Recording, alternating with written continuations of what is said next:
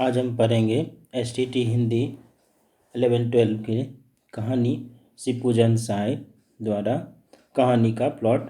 सबसे पहले लेखक के बारे में जान लेते हैं। शिवपूजन साय का जन्म 1893 ईस्वी में उनवास बक्सर बिहार में हुआ था। उनके बचपन का नाम भोलानाथ था।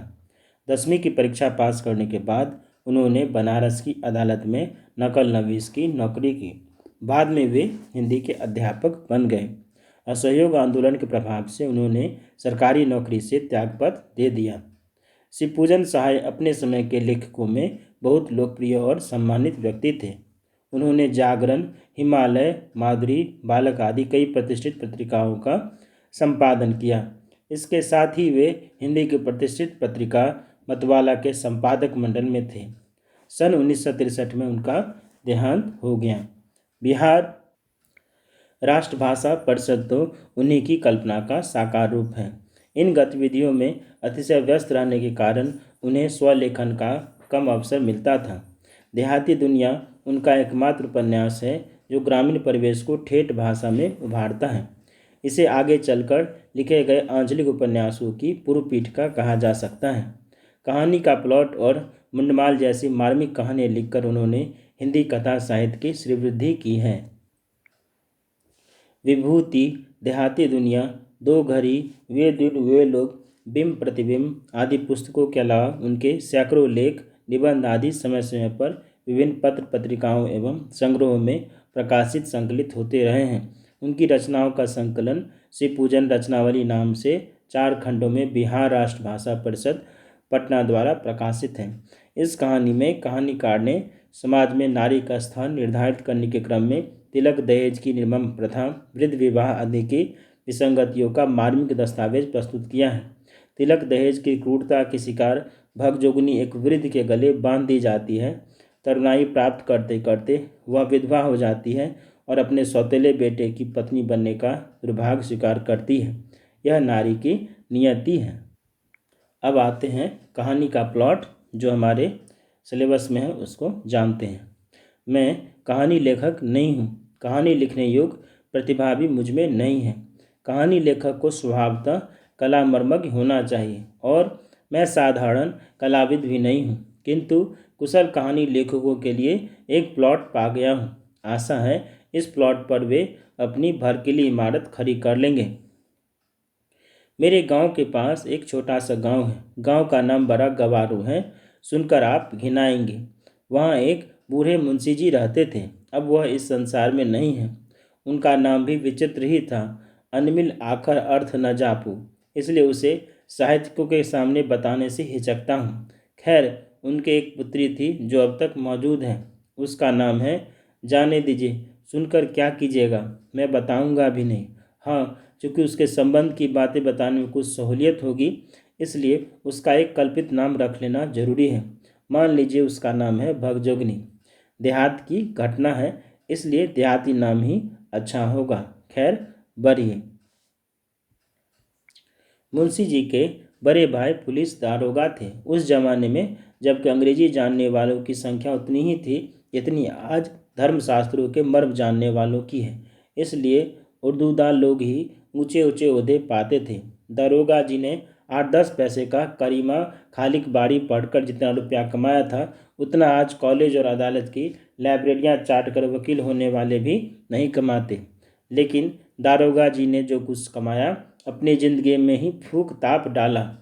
उनके मरने के बाद सिर्फ उनकी एक घोड़ी बची थी, जो थी तो महज 7 रुपये की, मगर कान काटती थी तुर्की घोड़े की।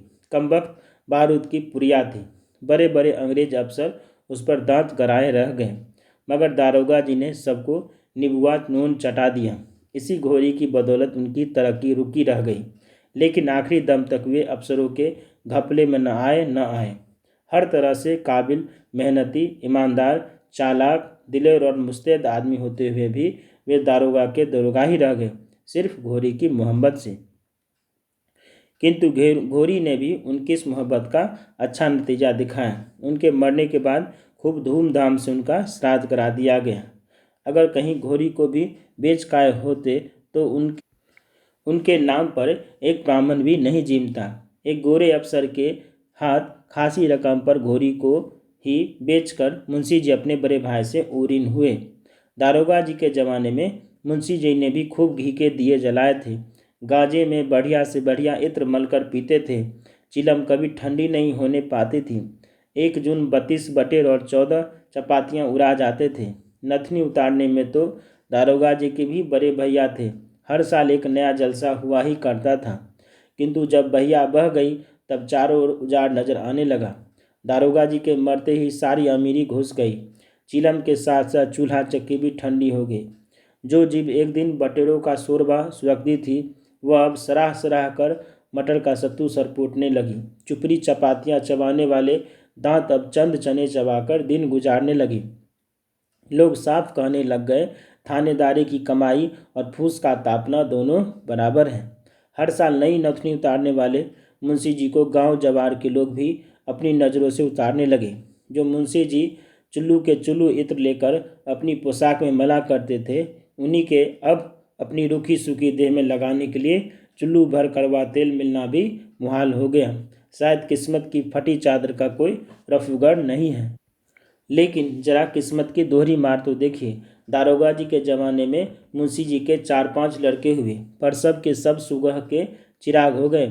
जब बेचारे की 5 उंगलियां घी में थी तब तो कोई खाने वाला न रहा, और जब दोनों टांगें दरिद्रता के दलदल में आ फंसी और ऊपर से बुढ़ापा भी कंधे दबाने लगा, तब कोढ़ में खाज की तरह एक लड़की पैदा हो गई। और तारीफ यह कि मुंशी जी की बदकिस्मती भी दारोगा जी की घोरी से कुछ कम अस्थावर नहीं थी। सच पूछिए तो इस तिलक दहेज के ज़माने में लड़की पैदा करना ही बड़ी भारी मूर्खता है। लेकिन युग धर्म की क्या दवा है। इस युग में अबला ही प्रबला हो रही है। पुरुष दल को स्त्रीत्व खदेड़े जा रहा है। बेचारे मुंशी जी का क्या दोष।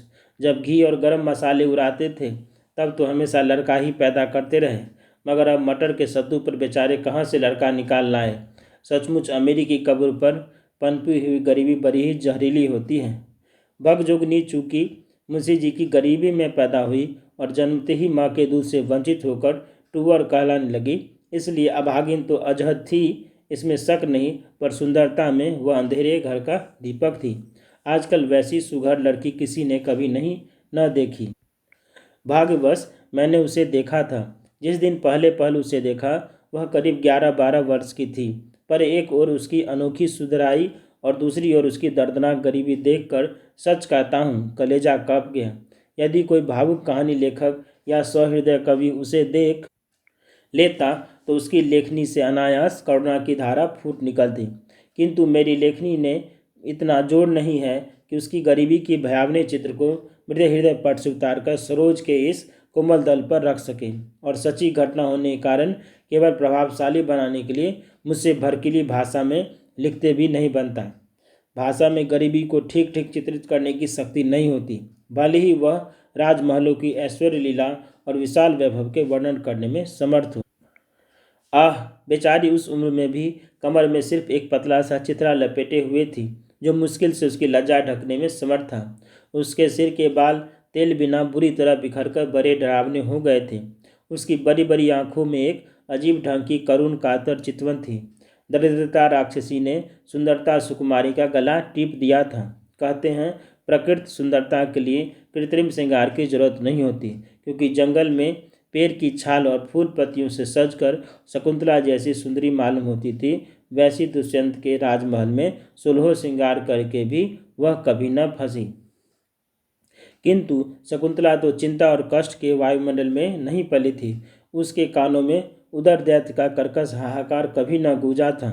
वह शांति और संतोष की गोद में पलकर सियानी हुई थी, और तभी उसके लिए महाकवि शैवाल जाललिप्त कमलिनी वाली उपमा उपयुक्त हो सकी। पर भगजोगनी तो गरीबी की चक्की में पिसी हुई थी। भला उसका सौंदर्य कब खिल सकता था। वह तो दाने दाने को तरसती रहती थी। एक बित्ता कपड़े के लिए भी मुहताज थी। सिर में लगाने के लिए एक चुल्लू अलसी का तेल भी सपना हो रहा था। महीने के एक दिन भी भरपेट अन्न के लाले पड़े थे। भला हड्डियों के खंडहर में सौंदर्य देवता कैसे टिके रहते। उफ, उस दिन मुंशी जी जब रो रो कर अपना दुखड़ा सुनाने लगे तब कलेजा टूक टूक हो गया। कहने लगे, क्या कहूँ बाबू साहब, पिछले दिन जब याद आते हैं तब गस आ जाता है। यह गरीबी की तीखी मार इस लड़की की वजह से और भी अखरती हैं। देखिए इसके सिर के बाल कैसे खुश्क और गोरख धंधारी हो रहे हैं। घर में इसकी माँ होती तो कम से कम इसका सिर तो जुओं काट डालना होता। मेरी आंखों की जोत अब ऐसी मंद पड़ गई कि जुएं सूझती नहीं और तेल तो एक बूंद भी मैसर नहीं।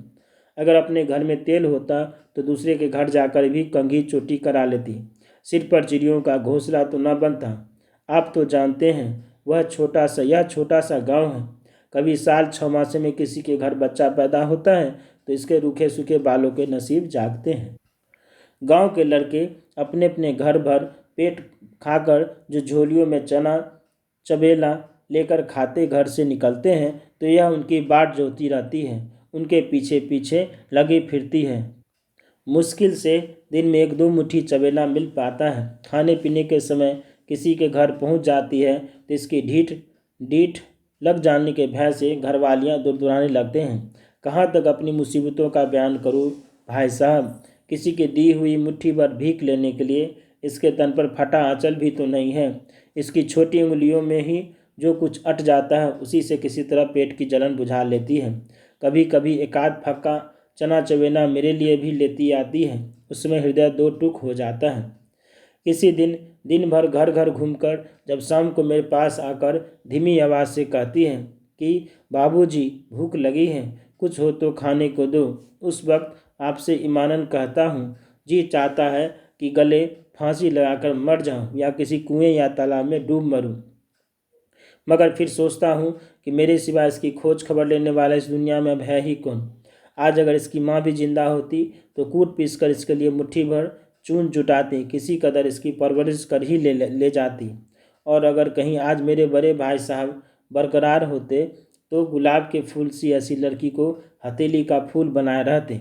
जरूरी ही किसी राय बहादुर के घर इसकी शादी करते। मैं भी उनकी अंधाधुंध कमाई पर ऐसी बेफिक्री से दिन गुजारता कि आगे आने वाले इन बुरे दिनों की मुतलक खबर न थी। वे भी ऐसे खर्रास थे कि अपने कफन काटे के लिए भी एक खरमुहरा न छोड़ गए। अपनी ज़िंदगी में ही एक एक चप्पा जमीन बेच खाई, गांव भर से ऐसी अदावत बढ़ाई कि आज मेरी इस दुर्गत पर भी कोई रहम करने वाला नहीं है। उल्टे सब लोग ताने जनी के तीर बरसाते हैं। एक दिन वह था कि भाई साहब के पेशाब से चिराग जलता था और एक दिन यह भी है कि मेरी हड्डियां मुफलिसी की आंच से मोमबत्तियां की तरह घुल घुल कर जल रही हैं। इस लड़की के लिए आसपास के सभी जवारी भाइयों के यहाँ मैंने 50 फेरे लगाए, दांत दिखाए, हाथ जोड़ कर विनती की, पैरों पर यहाँ तक बेहाय होकर कह डाला कि बड़े बड़े वकीलों, डिप्टियों और जमींदारों की चुनी चनाई लड़कियों में मेरी लड़की को खड़ी करके देख लीजिए कि सबसे सुंदर जचती है या नहीं। अगर इसके जोर की एक भी लड़की कहीं निकल जाए तो इससे अपने लड़के की शादी मत कीजिए। किंतु मेरे लाख गिड़गिड़ाने पर भी किसी भाई का दिल न पिघला। कोई यह कहकर टाल देता कि लड़के की माँ ऐसे घराने में शादी करने से इनकार करती है जिसमें न सास है, न साला और न बारात की खातिरदारी करने की हैसियत। कोई कहता है कि गरीब घर की लड़की चतुर और कंजूस होती है, हमारा खानदान बिगड़ जाएगा। ज़्यादातर लोग यही कहते मिले कि हमारे लड़कों को इतना तिलक दहेज मिल रहा है तो भी हम शादी नहीं कर रहे हैं, फिर बिना तिलक दहेज के तो बात भी करना नहीं चाहते। इसी तरह जितने मुंह उतनी ही बातें सुनने में आई। महज मामूली हैसियत वालों को भी 500 और 1000 तिलक दहेज फरमाते देखकर जी कुट जाता है, गुस्सा चढ़ जाता है। मगर गरीबी ने तो ऐसा पंख तोड़ दिया है कि तरफरा भी नहीं सकता। सारे हिंदू समाज के कायदे भी अजीब ढंग के हैं। जो लोग मोल भाव करके लड़के की बिक्री करते हैं वे भले आदमी समझे जाते हैं, और कोई गरीब बेचारा उसी तरह मोल भाव करके लड़की को बेचता है तो वह कमीना कहा जाता है। मैं अगर आज इसे बेचना चाहता तो इतनी काफ़ी रकम ऐंठ सकता था कि कम से कम मेरी ज़िंदगी तो ज़रूर ही आराम से कट जाती। लेकिन जीते जी हरगिज एक मक्खी भी ना लूँगा, चाहे यह कुंवारी रहे या सियानी होकर मेरा नाम हंसाए। देखिए ना, सियानी तो करीब करीब हो ही गई है, सिर्फ पेट की मार से उकसने नहीं पाती, बढ़ती रुकी हुई। अगर किसी खुशहाल घर में होती तो अब तक फूट कर सियानी हो जाती। बदन भरने से ही खूबसूरती पर भी रोगन चढ़ता है और बेटी की बाढ़ बेटे से जल्दी होती भी है। अब अधिक क्या कहूँ बाबू साहब, अपनी ही करनी का नतीजा भोग रहा हूँ। मोतियाबिंद, गठिया और दम्मा ने निकम्मा कर छोड़ा है।